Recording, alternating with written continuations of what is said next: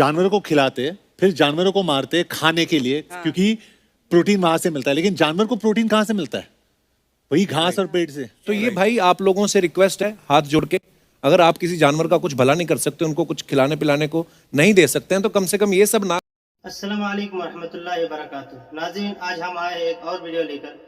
आज इस वीडियो में ये सवाल किया गया है कि इस्लाम में सूअर खाना हराम क्यों है, इस्लाम में सूअर को हराम करार क्यों दिया है। इस पर डॉक्टर जाकिर नायक साहब ने क्या जवाब दिया है, आइए वीडियो देखते हैं। 13वां अहम सवाल गैर मुसलमान इस्लाम के मुतालिक पूछते हैं, इस्लाम में मुसलमानों को सूअर का गोश्त खाने से क्यों रोका जाता है? इस्लाम में सूअर का गोश्त खाने की मुमानियत क्यों है? कुरान मजीद में 4 मरतबा कहा गया है। सूरह बकरा में सूरा नंबर 2 आयत नंबर 173, सूरह माइदा सूरा नंबर 5 आयत नंबर 3, सूरह अनाम सूरा नंबर 6 आयत नंबर 145 और सूरा नहल सूरा नंबर 16 आयत नंबर 115 में हुर्रिमत अलैकुमुल मैततु वद्दमु वलहमुल खिंजीर वमा उहिल्ला लिगैरिल्लाह बिही, आपके लिए हराम है मरावा गोश्त, खून, खंजीर का गोश्त, पोक और वो खाना जिस पर अल्लाह के अलावा किसी और का नाम लिया गया है। गैर अल्लाह का नाम अगर कोई खाने पे लिया जाता है तो आपके लिए हराम है। ये मुमानियत सिर्फ इस्लाम में नहीं है, और भी कई मज़ाहिब में है। अगर आप बाइबल पढ़ेंगे, जो ईसाई मज़हब की अहम किताब है, बाइबल में लिखा है बुक ऑफ लेविटिकस में chapter number 11, chapter number 11 verse number 7 और 8 में, the swine, the pig, it has cloven hoofs and though it chews its cud, it's unclean for you. Thou shalt not eat its flesh, nor touch its carcass. It's unclean for you. Book of Leviticus में chapter number 11 verse number 7 और 8 में कहा गया है कि सूअर के पैर जो क्लोवन है, it chews not its cuds, वो आपके लिए गलीज है। आप उसका गोश्त मत खाओ और उसका ढांचा और उसके बोन्स, उसके ढांचे को आप हाथ भी मत लगाओ।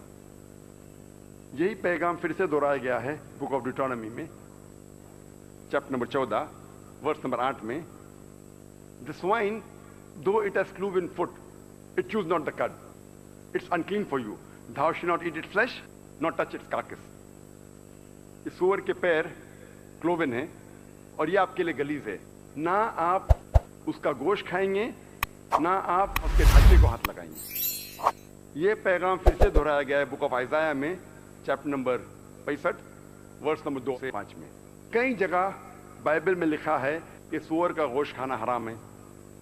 सिर्फ बाइबल में ही नहीं, जब आप हिंदू मज़हब की किताब को पढ़ते हैं, हिंदू मज़हब की किताब में भी लिखा है, मनुस्मृति में लिखा है चैप्टर नंबर 5 में कि एक ब्राह्मण है, ट्वाइस बॉर्न, एक ब्राह्मण है, वो कभी भी मशरूम, सूअर या गार्लिक या मुर्गा ये कभी भी नहीं खाएगा। उसके आगे लिखा है इन विष्णु सूत्रा कि कोई भी अगर हराम गोश्त को बेचता है, जिसके माने सूअर का गोश्त, आप उसके हाथ या पैर को काटो। कुरान या हदीस में कहीं भी नहीं लिखा है कि कोई अगर सूअर का गोश्त बेचता है तो उसके हाथ या पैर को काटना चाहिए, लेकिन ये हिंदू मज़हब में है।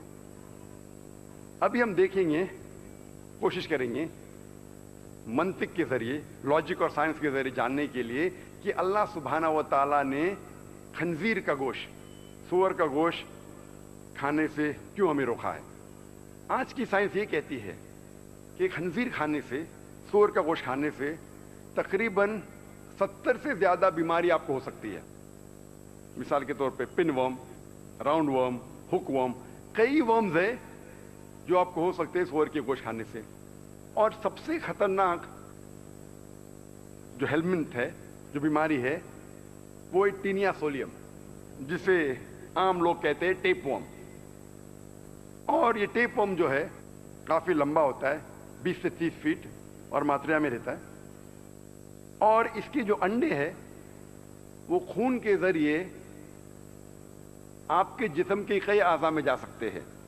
اگر دماغ میں جائیں گے, برین میں جائیں گے تو it can cause brain damage.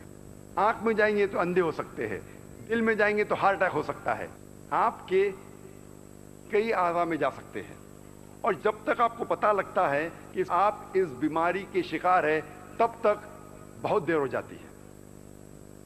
آج کی سائنس یہ کہتی ہے کہ سور کا گوشت کھانے سے اکثر یہ فیٹ بلڈنگ مٹیریل ہے, اس سے آپ میں چربی زیادہ ہوتی ہے اور چانسز ہے کہ آپ کو آتھروسکلروسس ہو سکتا ہے, ہائپر ٹینشن اور ہارٹ اٹیک بھی. اسی لیے آپ جب امریکن اسٹیٹسٹک دیکھیں گے تو 50% سے زیادہ لوگ کو ہائپر ٹینشن ہے, ٹینشن کی بیماری ہے, خون میں ہائپر ٹینشن. اور اس کی اہم وجہ ہے کہ اکثر امریکن سور کا گوشت کھاتے ہیں. سائنس آج یہ کہتی ہے کہ سور ایسا جانور ہے, اور ہم بھی جانتے ہیں, اکثر جدھر بھی غلاظت ہے سور کو آپ ادھر ہی پائیں گے جہاں غلاظت ہے. مثال کے طور پہ ہم جب گاؤں جاتے ہیں, جس طریقے سے ماڈرن سٹیز میں ٹوائلٹ ہے, بیت الخلاء ہے, اس طریقے سے تو گاؤں میں تو نہیں ہے. اور جب لوگ گاؤں میں اوپن گراؤنڈ میں اپنی حاجت پورے کرنے جاتے ہیں, آپ اکثر دیکھیں گے کہ سور اس کے بعد آتا ہے اور اسے صاف کرتا ہے.